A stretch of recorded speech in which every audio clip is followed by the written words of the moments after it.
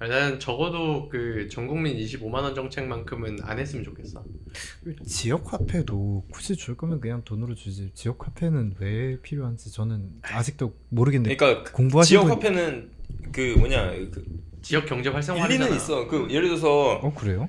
야 만약에 뭐 광주 지역 화폐만 한 몇 조 원을 풀어. 네. 그럼 사람들이 그 돈을 쓰려면 광주에 가야 될 수밖에 없잖아. 그쵸. 그러면 그 지역은 괜찮아지겠지. 광주만. 나는 그래서 차라리 전 국민에게 25만 원씩 주려고 하면 네. 이 25만 원을 바우처 형태로, 그러니까 내 카드에 등록을 해서 바우처 형태로 주는 거야. 네. 근데 이 사용처를 소멸 위기 지역으로만 그래, 한정을 그래, 해야 그래, 된다고 그래. 봐. 서울 수도권 말고 서울 수도권, 광역시도 서울, 이런 데 경기도, 다 빼고 인천 빼고 다 빼고 소멸 위기 지역, 기초자치단체에서만 사용할 수 있게. 그래서 강원도에서만 뭐 강원도 뭐 삼척 전라도, 이런 데 가서 써야 되는 거야. 왜냐면 이 전체적인 경기를 순환시키려고 하면은 돈이 안 들어오는 사람들한테 돈을 넣어줘야 되잖아. 근데 예전에 코로나 시기 때 전국민 재난지원금이라고 해가지고 몇십만 원 뿌렸을 때 그 돈이 다 어디로 들어갔느냐, 편의점에서 에어팟 사러 갔단 말이야. 그러면 이게 돈이 이 한정된 지역 안에서만 노는 거야. 그럼 여기는 점점 경기가 부양이 되겠지. 그럼 그 외 지역에서는 다 개박살이 나는 거고. 맞아요. 그렇기 때문에 전 국민에게 25만 원씩 주려고 하면 한 개 지역, 정말 어렵고 힘든 도시에 가서 여러분들 다 같이 공생하고 그 지역의 매력을 발견하는데 쓰세요라고 하면서 난 줄 것 같아. 그리고 줄 이제 거면. 호텔 예약한 다음에 이제 취소하는 거지. 그러면 이제 전국적으로 활기가 도는 거지. 왜 이거 다 검증된 이론이래잖아. 이게 사실 그러니까 저는 좀 생각이 다른 게 이게 조금 고루한 얘기지만 저기 중국의 이제 치수 물을 다스리는데 성공한 그 최초의 임금이 그 하나라의 우 임금이거든요. 그 사람이 치수에 성공했던 그 비결이 되는 원칙 중에 하나가 물은 높은 곳에서 낮은 곳으로 떨어진다는 거예요.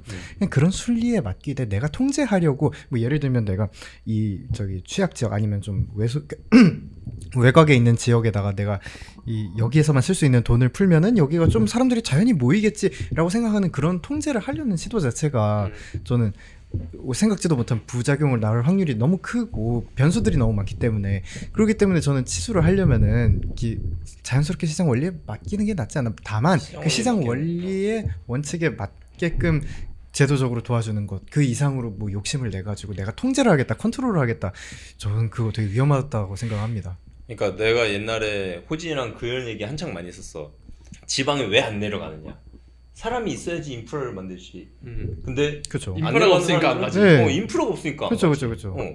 그러면 이거는 결국엔 누군가가 개입을 하든가 아무튼 하기는 해야 돼. 왜냐면 이렇게 안 냅두면은 전부 다 그냥 서울로만 그치려고 하니까 누군가 나서서 인프라를 만들어주든가. 내가 이번에 강원도 한 달 살기를 하고 왔는데 맞다, 너 그러고 왔지. 속초랑 고성을 거점으로 했거든. 근데 속초는 시라서 그나마 좀 괜찮아.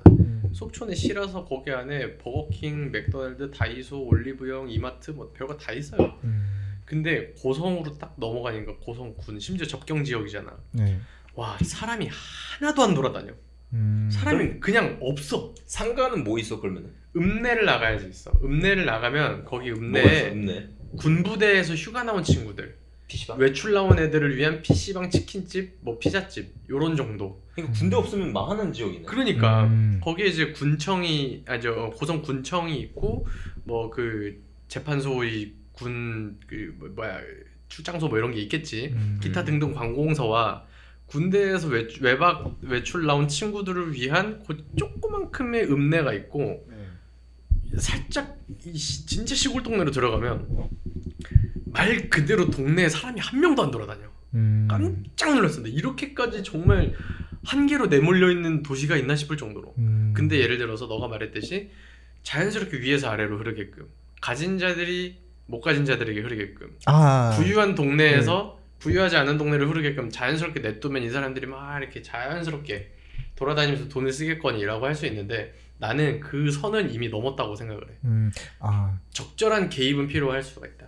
제가 말씀드린 거는 그 물이 위에서 아래로 흐른다는 건 낙수 효과를 의미하는 게 아니라 이렇게 흘러가는 그 상황 자체에 대해서 내가 컨트롤하려고 이제 개입을 하는 것 자체가 조금 위험하다라는. 그냥 자유방임으로 두는 게 낫다. 돈을 뿌리되 뿌리고자 하면 뿌리고자 한다면은 이제 그거를 내가 직접적으로 뿌려가지고 이쪽에다가 내가 딱 표적 치료를 한다라기보다는 이제 기본적인 경제 원리에 맞춰가지고 거기에 예를 들면 뭐 그거에 맞춰서 그냥 원칙적인 저기만은 해야 되지 내가 어떻게 여기 이 지역만을 표적 치료하겠다라고 하는 건 조금 위험하잖아 이런 생각이 있습니다. 그럴 수 있지. 나 윤석열 정부에서 너가 얘기한 거에서 이제 연장으로 얘기하자면은 잘한 것 중에 하나가 그거야.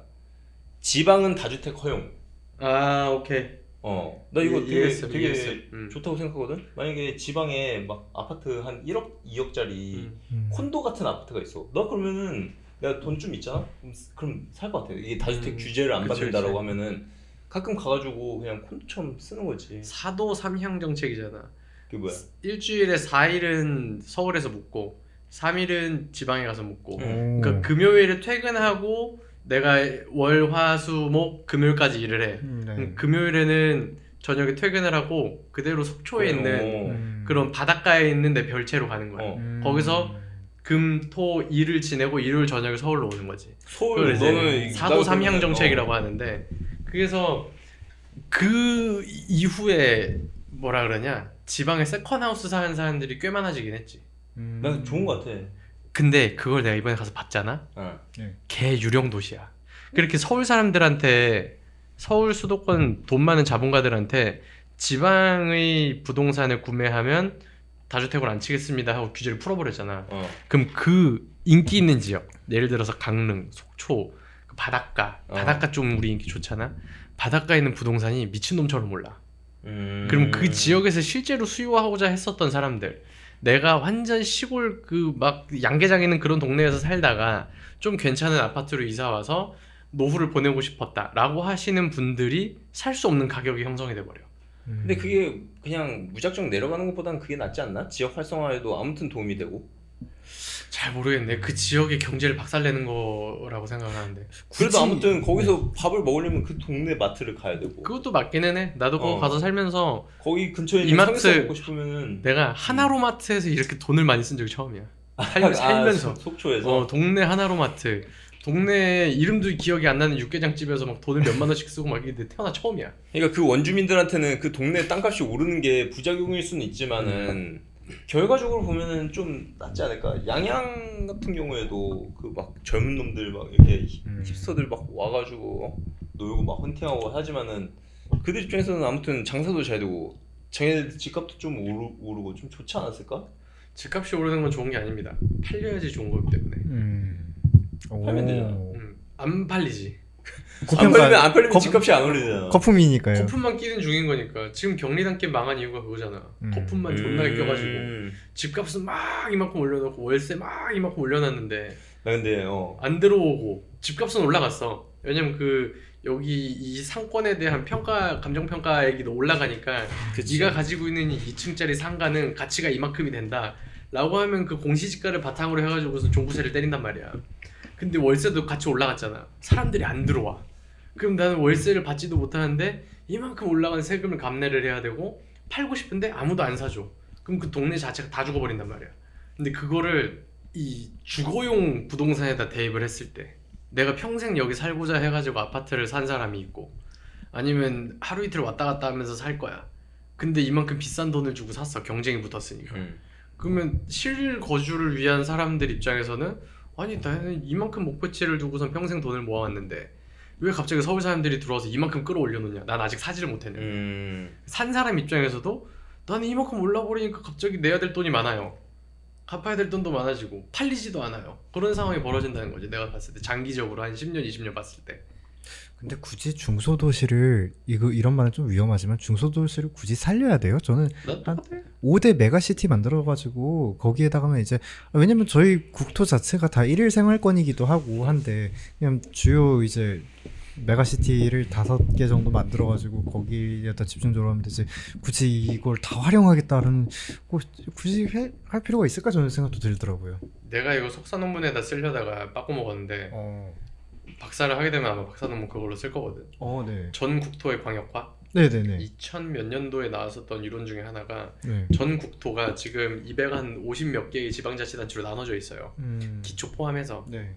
근데 그거를 한 40여 개 정도로 쪼개서 생활권, 경제권을 기준으로 합치는 거야. 그죠. 그렇게 합쳐가지고 이렇게 딱 보면은 변화시키고. 대충 느낌 나오잖아. 예를 들어서 대전광역시면은 대전 옆에 세종 있으니까 늦고, 네. 뭐 청주도 같이 엮을 수도 있고, 네. 금산이나 옥천 같이 갈 수도 있고, 뭐 이렇게 네, 되는 거지. 네, 네. 전주면 전주, 뭐 완주, 뭐 정읍 이런 데를 합쳐서 이렇게 네. 하나씩 뭉텅이로 크게 나눠서 네네네. 크게 알아서 살게끔 해라. 교통 인프라만 좀 잘 그치. 해놓고. 교통 인프라는 이미 잘 돼 있어. 철도가 안 들어가는 데가 없어. 그쵸. 말도 안 되게 다 들어가. 이미 다 복선화가 다 돼 있고. 막 도로 뻥뻥 뚫려 있고 그렇죠. 근데 그게 정말 슬픈 게 뭐냐면 네.